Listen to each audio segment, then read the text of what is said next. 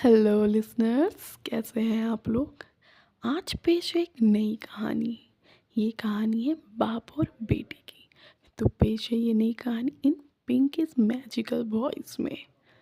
सुनिए ये कहानी। बात उन दिनों की है जब उनके गांव के पास वाले शहर में एक बहुत बड़ा पशु मेला लगा था, जिसमें लोग सभी प्रकार के पशुओं को खरीदते और बेचते थे। उस व्यक्ति के पास एक गधा था जो किसी भी काम का नहीं था। तो वो सोचते हैं कि क्यों ना इसे शहर में बेच दें। तो इस उद्देश्य से वो दोनों एक दिन घर से निकलते हैं।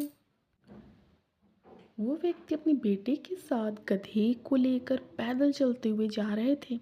वे लोग कुछ ही दूर पहुंचे थे कि रास्ते पे कुछ महिलाएं तालाब किनारे कपड़े धो रही थीं।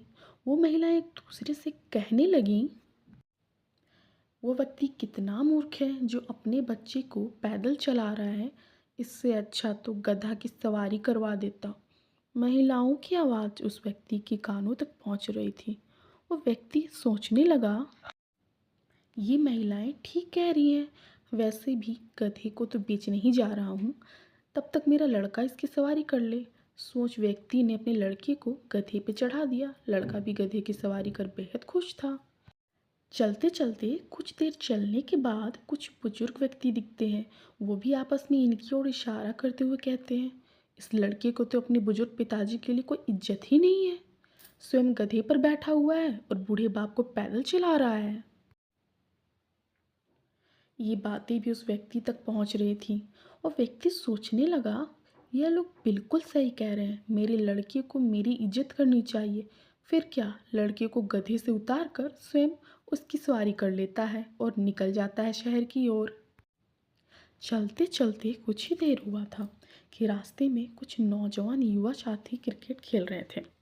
वे लोग भी आपस में कहने लगे, देखो एक निर्दयी बाप को जो अपने बेटे को पैदल चला रहा है और स्वयं गधे की सवारी कर रहा है। ये कैसा दिन आ गया है।